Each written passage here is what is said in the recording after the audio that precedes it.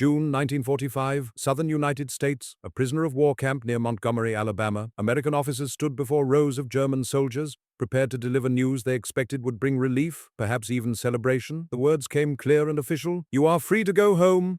But instead of gratitude, silence fell across the assembly. Then, one by one, grown men, soldiers who had marched across Europe, who had survived combat and capture, dropped to their knees. They begged to remain prisoners. The scene repeated itself across dozens of camps from Texas to New York, from Georgia to California. Officers reported identical reactions, men pleading not for release, but for the one thing no prisoner had ever requested: to stay behind barbed wire. This moment revealed a truth that would reshape understanding of the war's aftermath. The real prison, it seemed, was not captivity in America. It was freedom in a shattered Germany. The spring of 1945 brought the collapse of the Third Reich. As Allied armies converged on Berlin from east and west, millions of German soldiers surrendered. The United States Army took custody of 371,000 German prisoners of war by the conflict's end. These men, captured across North Africa, Italy, France, and Germany itself, expected harsh treatment. Nazi propaganda had prepared them for brutality at American hands. Instead, they encountered something unexpected. Upon capture, American soldiers offered water and food. Medics treated wounds without regard to nationality. The contrast with Nazi ideology, which had taught Germans to expect savage treatment from democratic nations, could not have been sharper. One captured Wehrmacht officer, writing in his diary in April 1945, noted his astonishment: "They give us bread, real bread, and coffee." The United States had signed the Geneva Convention of 1929, which established standards for prisoner treatment. Unlike the Soviet Union, which had not ratified the agreement, America adhered strictly to these rules. Prisoners received regular meals calculated at 2,700 calories per day, more than many American civilians consumed under wartime rationing. They had access to medical care, proper shelter, and sanitary facilities. Camp libraries offered books in German. Prisoners could send and receive mail, albeit censored. The difference in treatment between American and Soviet camps was documented and stark. In Soviet captivity, German prisoners faced mortality rates approaching 30%. Starvation, disease, forced labor in brutal conditions, and summary executions claimed the lives of hundreds of thousands. Of the 3 million German soldiers captured by the Red Army, approximately 1 million never returned home. The Soviet government viewed German prisoners not as protected persons under international law, but as war criminals deserving punishment for Nazi atrocities. American camps, by contrast, maintained death rates below 1%, comparable to American military personnel stationed in safe rear areas. Camp Montgomery in Alabama, which held over 3,000 German prisoners at peak capacity, recorded meticulous statistics. From its opening in 1943 through 1946, only 14 deaths occurred, mostly from pre-existing medical conditions or accidents. Medical officers treated prisoners with the same standard of care provided to American soldiers.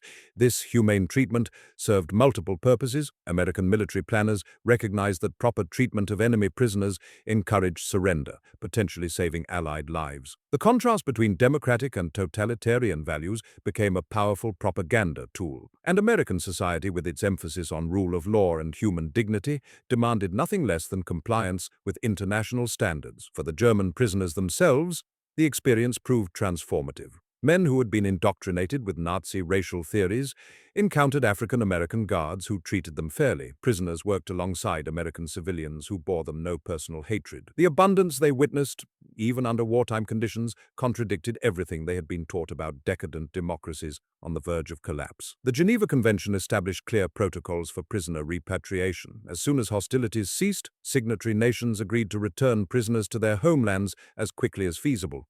The United States began planning for this massive logistical undertaking even before Germany's surrender on May 8, 1945. The U.S. Army's European Command faced an unprecedented challenge.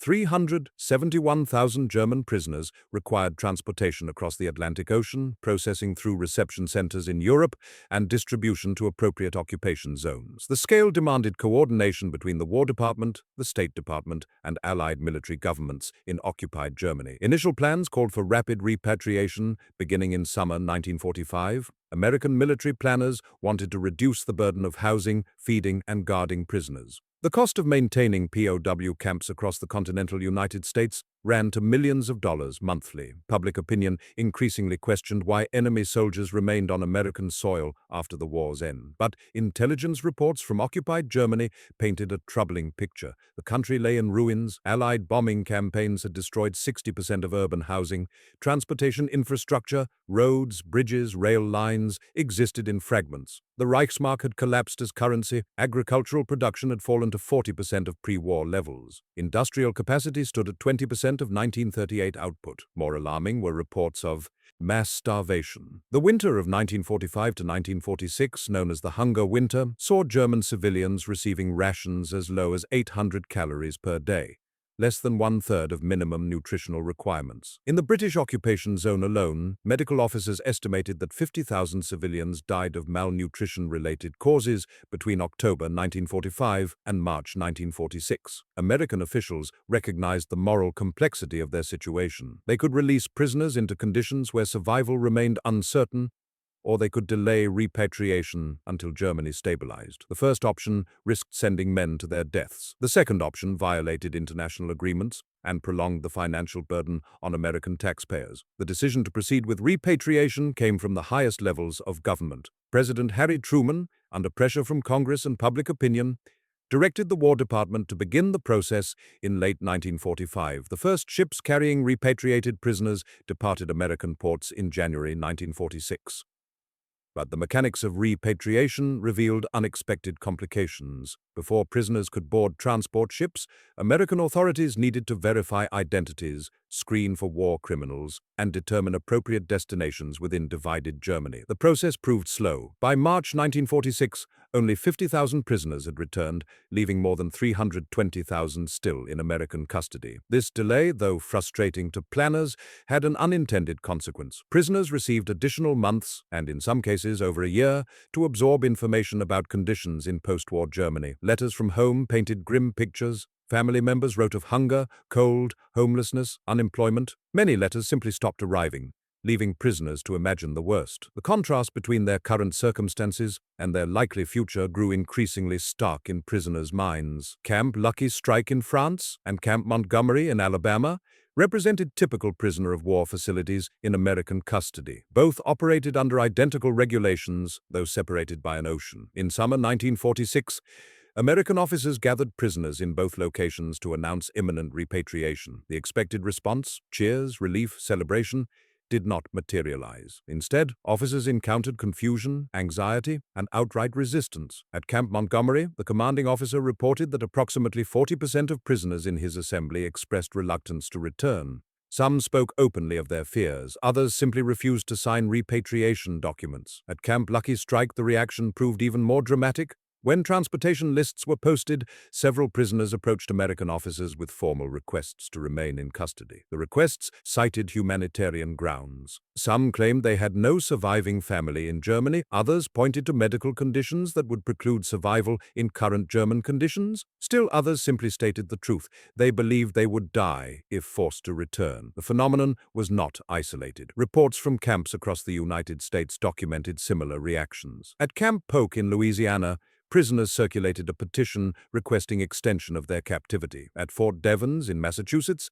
German prisoners approached the camp chaplain, asking if asylum in America might be possible. At camps in Texas, California, and New York, the pattern repeated. American officers found themselves unprepared for this response. Military regulations provided clear procedures for handling escape attempts, disciplinary violations, and prisoner complaints. No regulation addressed what to do when prisoners begged not to be released. The situation challenged fundamental assumptions about human nature and freedom itself. To understand the prisoner's perspective required examining their experience of captivity versus their knowledge of conditions awaiting them. In American camps, prisoners had spent up to 2 years living in structured, predictable environments. They woke to bugle calls, ate regular meals, worked assigned jobs, and enjoyed recreational time. Many had learned English. Some had formed friendships with American guards or civilian workers. They had become accustomed to abundance, not luxury but sufficiency. Information from Germany told a different story. Letters described families living in rubble, sleeping in cellars, burning furniture for warmth. Food rations provided barely enough to sustain life. Employment was scarce. Infrastructure remained devastated. The occupation authorities, American, British, French, and Soviet, struggled to maintain even basic services. Disease spread through crowded refugee centers. For a soldier who had survived combat and capture, the prospect of survival in post-war Germany appeared more dangerous than anything he had yet endured. The irony was not lost on prisoners or their American captors. Freedom, the goal every prisoner theoretically desired, had become a death sentence. Captivity, with its restrictions and indignities, offered something more valuable: the certainty of survival. This reversal of normal human preferences stunned American observers and revealed the true scale of Germany's collapse. Despite prisoners' pleas, repatriation proceeded. The United States had obligations under international law and practical motivations to return German prisoners. The logistics of the operation demonstrated American organizational capacity on a massive scale. The U.S. Army Transportation Corps coordinated the movement of over 300,000 men across the Atlantic Ocean. Liberty ships and Victory ships, the mass-produced cargo vessels that had sustained Allied supply lines during the war, now carried human cargo eastward. Each ship accommodated between 800 and 1,200 prisoners, packed into converted cargo holds with temporary bunks. The voyage took 7 to 10 days, depending on weather and routing. Prisoners received the same food rations they had consumed in camps. Medical personnel accompanied each transport to handle health emergencies. Ships traveled in groups for safety, though the threat of German submarines had ended with the war. Upon arrival in European ports, primarily Bremerhaven and Le Havre, prisoners entered processing centers. American and Allied personnel verified identities against records of known war criminals. The International Red Cross maintained lists of individuals wanted for trial. SS members, Gestapo agents, and concentration camp personnel faced detention rather than release. The screening process took days or weeks. From processing centers, prisoners moved by train, truck, or on foot to their destinations within occupied Germany. The country had been divided into 4 zones controlled by the United States, Britain, France, and the Soviet Union. Prisoners were directed to the zone containing their last known address, or, if that was impossible to determine, to the zone where they had been captured. By mid-1946, the repatriation reached full momentum. 50,000 prisoners returned in March, 70,000 in April, 90,000 in May. The numbers rose as the Transportation Corps refined its procedures and allocated more shipping capacity. By August 1946, over 250,000 prisoners had been repatriated from American custody, but the operation revealed continuing complications. Some prisoners, upon arrival in Germany, discovered their hometowns no longer existed, erased by bombing or located in territory transferred to Poland or the Soviet Union. Others found their families had fled to unknown locations. Still others faced arrest by occupation authorities for membership in Nazi organizations. The American military maintained meticulous records of the process.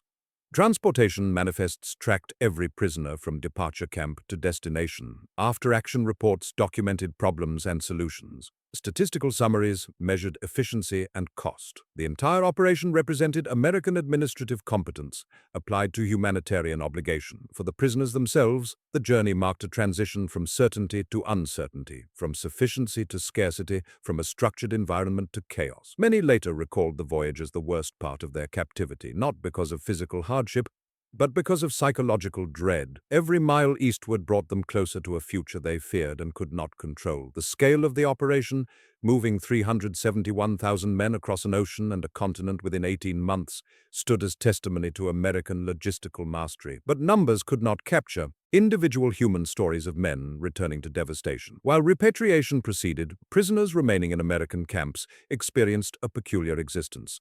They lived in a state between war and peace, between captivity and freedom, between two worlds. This liminal period shaped their perceptions profoundly. Work programs formed a central part of camp life. The Geneva Convention permitted prisoner labor, provided it was voluntary, paid, and not directly related to war production. American authorities organized extensive work programs both within and outside camps. Prisoners performed agricultural labor, worked in food processing plants, assisted with logging operations, and helped maintain camp facilities themselves. Payment followed U.S. Army regulations. Prisoners received 80 cents per day for skilled labor, 60 cents for semi-skilled work, and 40 cents for unskilled tasks. Payment came in camp scrip rather than dollars. Currency valid only in camp canteens, where prisoners could purchase cigarettes, toiletries, candy, and other small luxuries. The amounts were modest, but represented more purchasing power than many prisoners had ever possessed. Agricultural work proved most common. With millions of American men serving overseas, farm labor shortages threatened crop production. German prisoners helped harvest cotton in the south,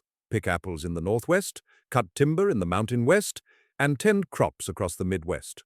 They worked under guard, but often labored alongside civilian workers. Many prisoners later recalled these work assignments as the most pleasant period of their captivity. The exposure to American agricultural abundance astonished many prisoners. They saw farms operating with tractors, combines, and other mechanized equipment. They witnessed harvest yields that German farmers could only imagine. They ate meals, even as prisoners, that exceeded what German civilians consumed during peacetime. The contrast reinforced lessons about the material superiority of democratic capitalism versus Nazi autarky. Some prisoners developed relationships with American civilian employers.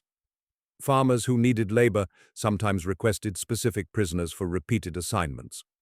Communication occurred despite language barriers. Small gestures, an extra sandwich, a cigarette, a word of encouragement, humanized former enemies. Not all encounters were positive, but many prisoners later credited these interactions with changing their perceptions of Americans and democracy itself. Inside camps, prisoners organized their own communities. They elected representatives to handle internal matters. They formed orchestras, theater groups, and sports leagues. They attended classes taught by fellow prisoners, everything from English language instruction to vocational training. Camp libraries, stocked by the YMCA and Red Cross, offered books in German on diverse subjects. American authorities encouraged these activities as beneficial to morale and discipline. Occupied prisoners caused fewer problems than board prisoners. The programs also served a subtle denazification purpose. Educational offerings included materials about democratic governance, rule of law, and human rights, concepts antithetical to Nazi ideology. Medical care continued at the same standard established during wartime. Camp hospitals treated everything from routine ailments to serious conditions. Dental care, optometry services, and mental health counseling were available. Mortality rates remained remarkably low, far lower than German civilian mortality rates in the same period. This combination of factors, regular meals, medical care, purposeful work, educational opportunities, and recreational activities, created an environment that, while still captivity, offered security and predictability. For men facing an uncertain and dangerous future in Germany, the appeal of this structured existence became increasingly powerful. Reports from occupied Germany painted an increasingly dire picture throughout 1946. The information reached prisoners through multiple channels: letters from family, newspapers provided by camp authorities, and broadcasts from armed forces radio. Each source confirmed the same grim reality. The German economy had effectively ceased functioning. Industrial production stood at approximately 20% of 1938 levels. Coal mining, essential for both industry and heating, operated at minimal capacity. Transportation networks remained fragmented. The Reichsmark had lost all value as currency, replaced by barter and black markets where cigarettes served as the primary medium of exchange. Food shortages reached crisis levels during the winter of 1945 to 1946. Official rations in the British zone fell to 1,000 calories per day, insufficient for survival over extended periods. The American zone managed slightly better at 1,200 calories, but still far below nutritional requirements. The French zone, suffering from its own post-war economic collapse, provided minimal support. The Soviet zone saw the worst conditions, with mass starvation in some areas. Urban areas suffered most severely. Rural residents could supplement rations with produce from gardens or through black market trade with farmers. City dwellers had no such options. Residents of Hamburg, Cologne, Frankfurt, and Berlin faced severe malnutrition. Medical reports documented increases in tuberculosis, typhus, and other diseases associated with poverty and crowding. Infant mortality rates soared. Housing destruction compounded food shortages. Allied bombing campaigns had rendered millions of housing units uninhabitable. The winter of 1945 saw families crowded into cellars, living in rubble, sleeping in public shelters. Refugees from territories transferred to Poland and the Soviet Union, 12 million ethnic Germans expelled from their homes, overwhelmed remaining housing capacity. Employment proved scarce. Germany's industrial economy lay in ruins. Those factories still standing lacked raw materials, fuel, or functioning machinery. Agriculture required labor, but offered minimal wages. The occupation authorities employed some Germans in reconstruction efforts, but could not provide jobs for millions of demobilized soldiers and displaced civilians. The psychological impact of defeat and occupation weighed as heavily as material deprivation.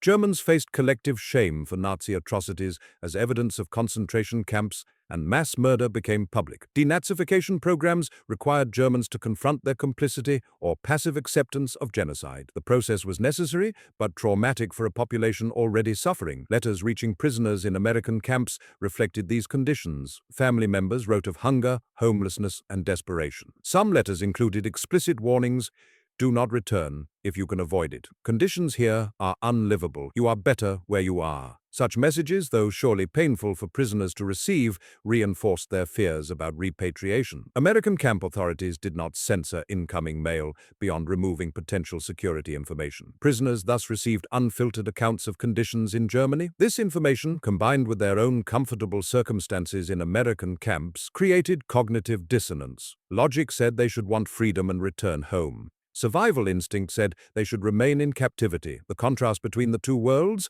one of relative abundance and security, another of scarcity and chaos, could not have been more stark. Prisoners found themselves in the surreal position of living better as captives of their enemy than they could as free men in their homeland. This inversion of normal expectations explains their desperate pleas to remain in American custody.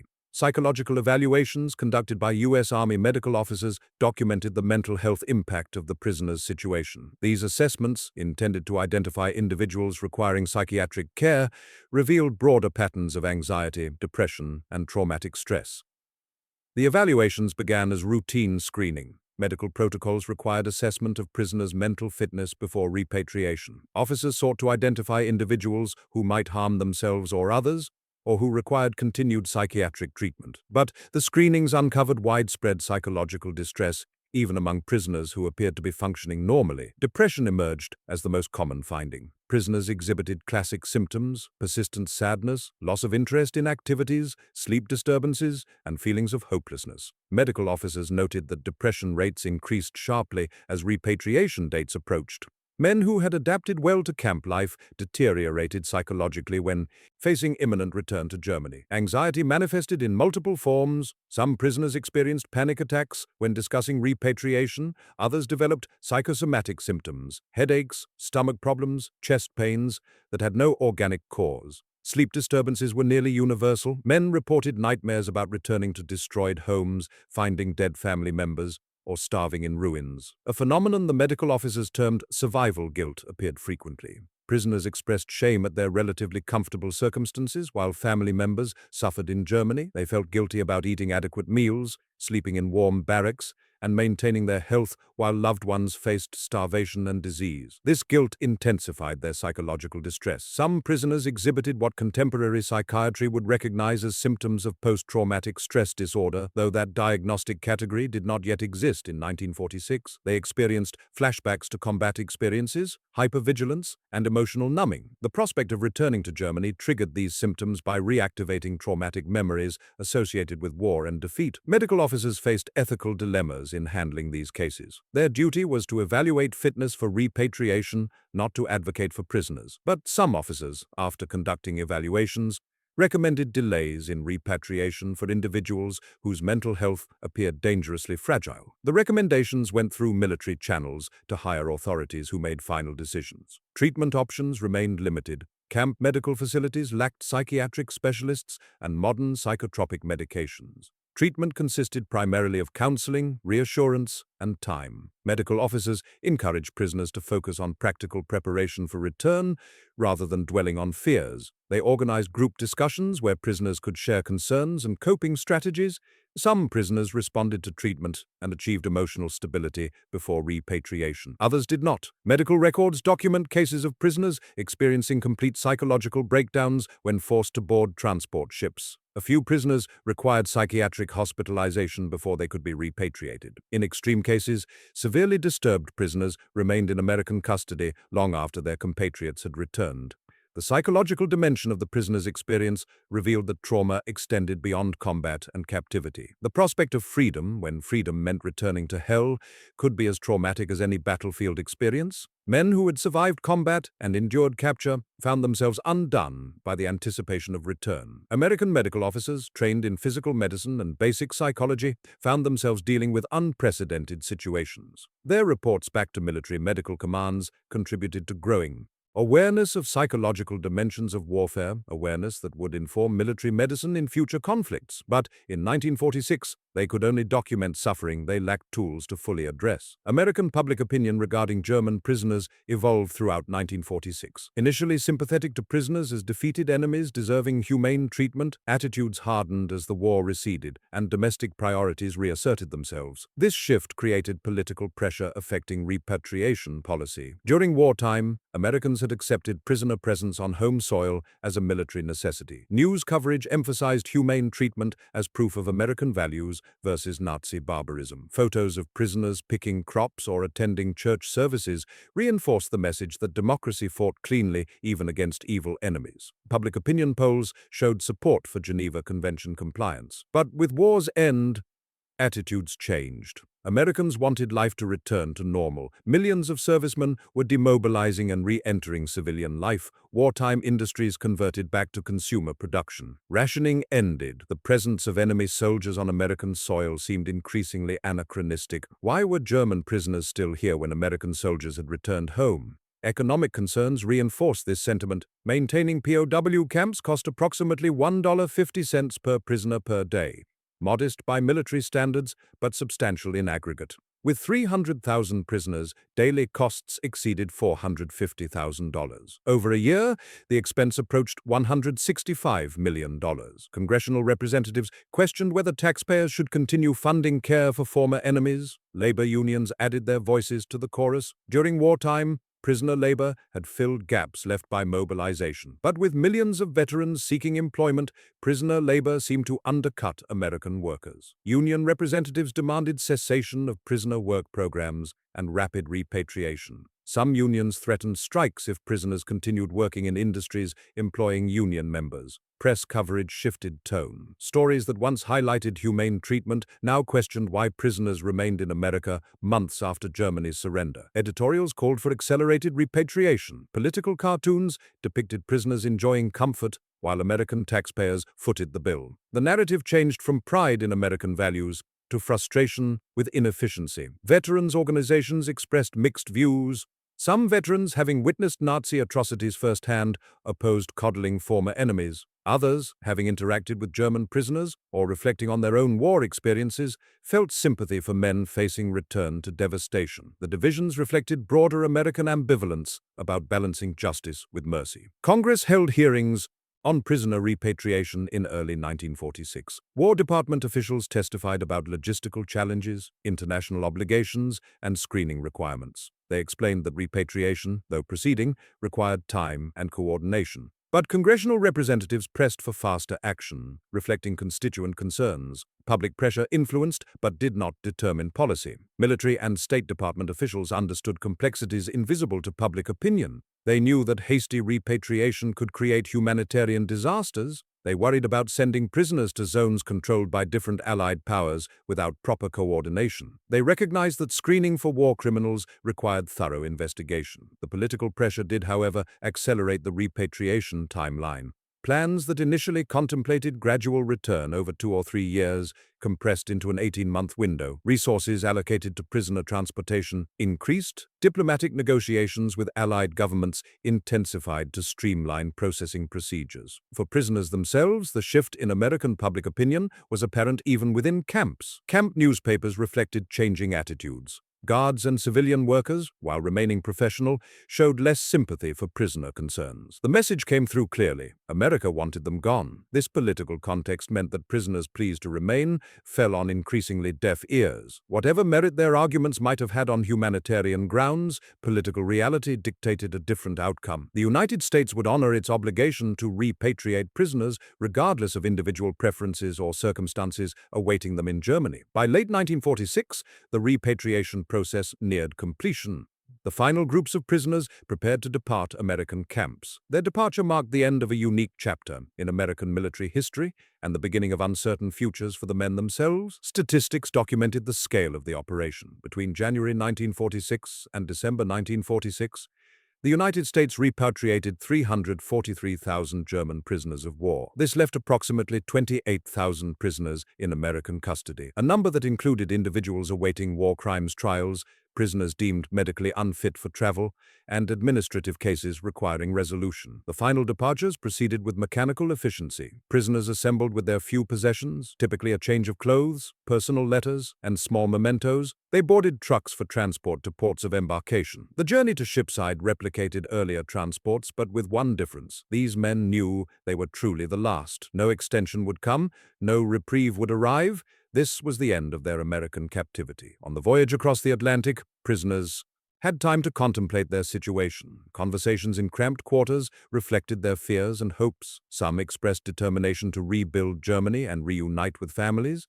Others spoke of suicide if conditions proved unlivable. Most simply felt numb resignation to whatever awaited them. Reception in European ports differed from earlier arrivals. Processing had streamlined after months of practice. Allied authorities expedited screening and documentation. Within days of arrival, prisoners found themselves on trains or trucks, heading to their assigned destinations within occupied Germany. The machinery of repatriation moved them efficiently toward uncertain fates. Arrival in Germany confronted prisoners with reality worse than letters had described. Cities lay in ruins more complete than imagination had pictured. The scale of destruction, block after block of rubble, occasional walls standing amid devastation, overwhelmed men who had carried mental images of intact buildings and functioning streets from their pre-war memories. Reception facilities offered minimal assistance. Allied authorities provided basic information about occupation zones, ration registration procedures, and employment offices. But resources to help repatriated prisoners were scarce. Most men received documents certifying their repatriation and instructions to register with local authorities, then found themselves on their own. The journey home, to hometowns or last known family addresses, revealed the extent of Germany's collapse. Transportation networks, though partly restored, remained unreliable. Trains ran sporadically, roads needed repair, many prisoners walked for days to reach destinations. Some arrived to find their hometowns no longer existed, bombed into rubble or located in territory no longer part of Germany. Reunions with surviving family members brought mixed emotions, joy at survival mixed with grief for those lost. Relief at reunion gave way to worry about survival. Families faced immediate practical questions. Where would they live? What would they eat? How would they earn income? The presence of another mouth to feed, even a loved one, created hardship for families already struggling. Employment prospects remained bleak. Germany's economy showed minimal recovery, even 2 years after surrender. Jobs were scarce. Former soldiers faced particular difficulties, as occupation authorities initially restricted their employment in many fields. Some prisoners found work in reconstruction efforts, clearing rubble, repairing infrastructure, but wages barely sustained survival. Others turned to black market activities out of desperation. The psychological adjustment proved as difficult as material challenges. Former prisoners had spent 2 years in American camps where life, though restricted, followed predictable patterns. Now they faced chaos. The structure and security of captivity gave way to disorder and danger. Some prisoners, paradoxically, found themselves longing for their camps, even as they treasured reunion with families. This final stage of repatriation revealed the full scope of prisoners' earlier fears.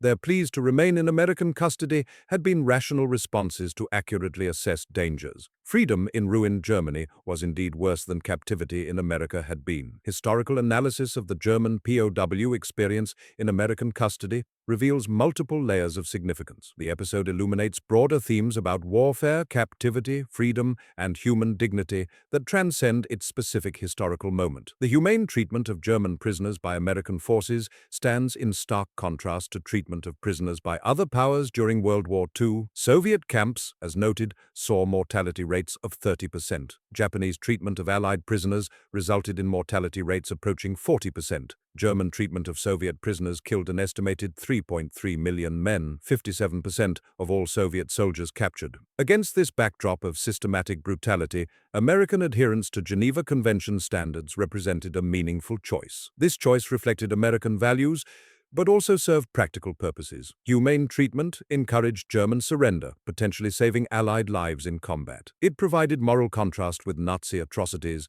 strengthening Allied claims to fight for civilization against barbarism. And it demonstrated to the world that democracies could wage total war while maintaining ethical standards, a powerful propaganda message during the emerging Cold War. The economic dimension of the story reveals the vast disparity between American abundance and German scarcity. Even under wartime conditions, the United States produced sufficient food to feed its population, its military, its allies, and its prisoners, while Germany starved. This disparity reflected fundamental differences between democratic capitalism and Nazi autarky, between integrated global trade and isolated self-sufficiency, between efficient production and ideological economics. American industrial capacity, which had produced the weapons that won the war, also sustained 371,000 enemy prisoners at a standard of living superior to what they could expect as free men in their homeland. This fact, perhaps more than any battlefield victory, demonstrated the material superiority of the democratic world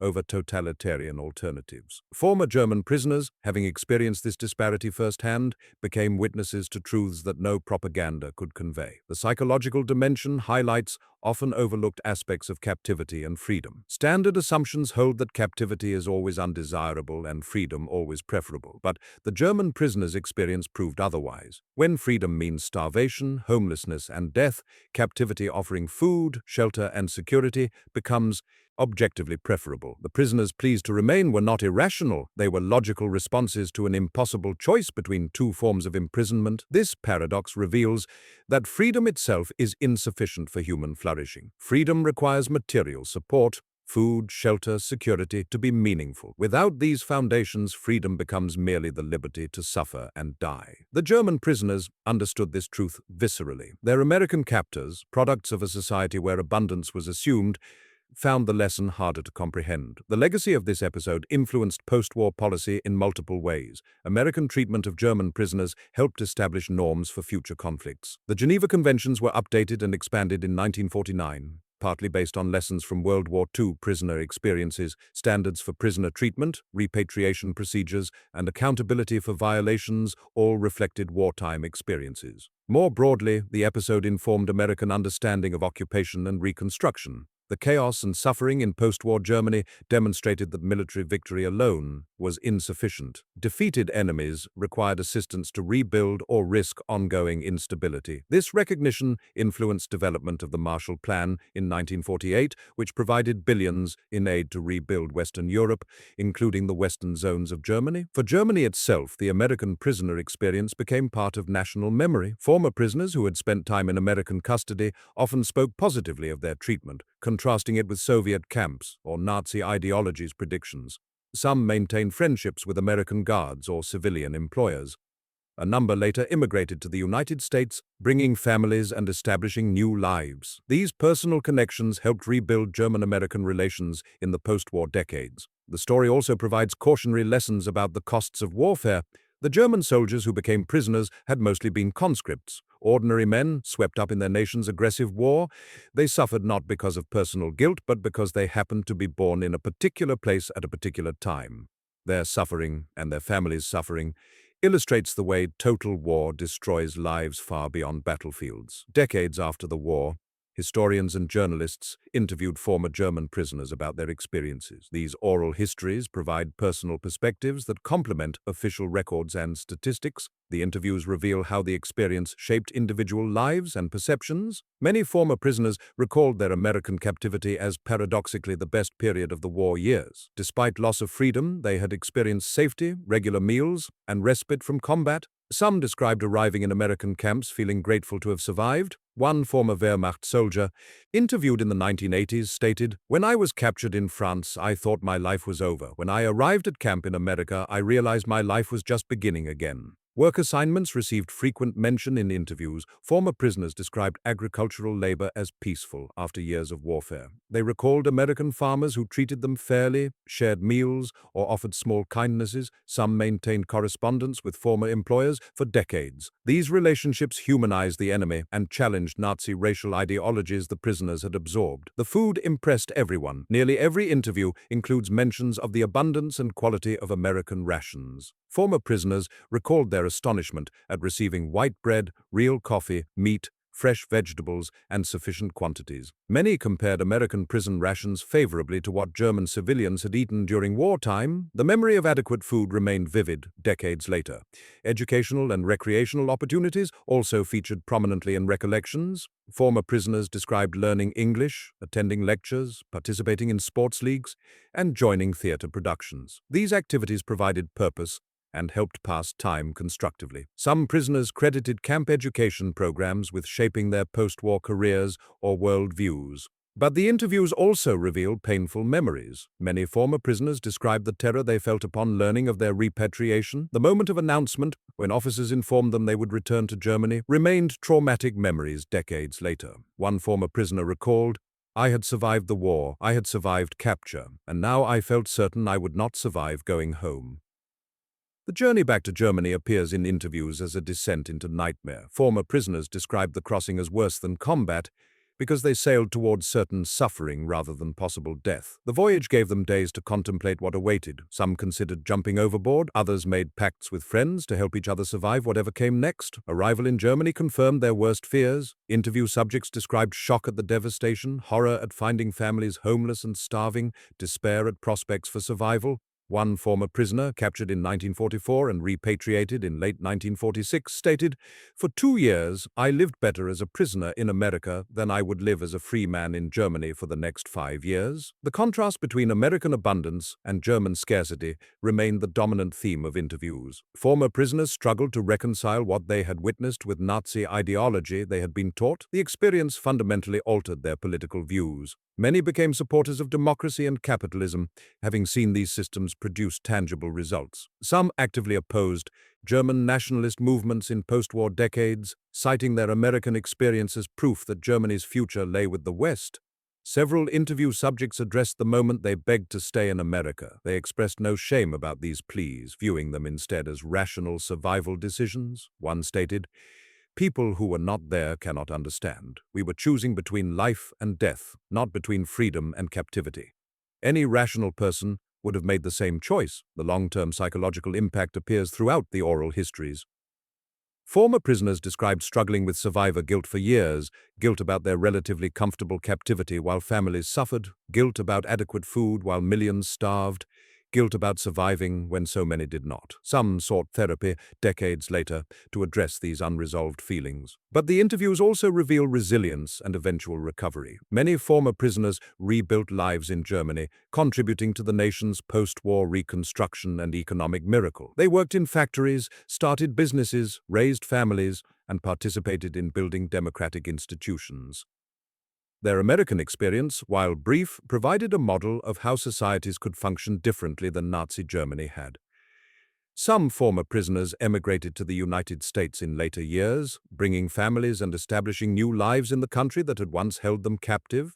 They became American citizens, pursuing opportunities unavailable in post-war Germany. For these men, their prisoner experience had been an unexpected introduction to a nation they would later call home. The oral histories provide human texture to statistical records. Behind the numbers, 371,000 prisoners, 18 months of repatriation, 90+% survival rate, stood individual men with stories of fear, survival, transformation, and memory. These personal accounts ensure that the episode remains more than historical footnote, instead serving as testimony to human experience at the intersection of war, captivity, and freedom. The treatment of German prisoners by the United States during and after World War II established precedents that influenced international humanitarian law for decades. The episode demonstrated that even in total war against evil enemies, democratic nations could maintain ethical standards and legal obligations. The Geneva Conventions of 1949, negotiated in the immediate post-war period, reflected lessons learned from World War II experiences. Provisions regarding prisoner treatment, repatriation procedures, and accountability for violations drew directly from wartime practices, both positive examples like American treatment of German prisoners and negative examples like Japanese treatment of Allied prisoners or German treatment of Soviet prisoners. Specific provisions addressed issues highlighted by the German prisoner experience. Requirements for adequate food, shelter, and medical care became more detailed and explicit. Procedures for repatriation gained clarity, including provisions for prisoners who feared persecution upon return. Standards for prisoner work programs incorporated practices developed in American camps. The conventions attempted to codify best practices while eliminating ambiguities that had allowed abuses. American military doctrine absorbed lessons from the prisoner experience. Training for military police and camp administrators emphasized Geneva Convention compliance not just as legal obligation, but as strategic advantage. Handbooks and manuals drew on World War II experiences to teach proper prisoner handling. The message was clear: humane treatment served American interests while reflecting American values. The broader geopolitical context shaped the legacy as well. The emerging Cold War created competition between democratic and communist systems for global allegiance. American treatment of German prisoners provided concrete evidence of democratic humanity versus totalitarian brutality.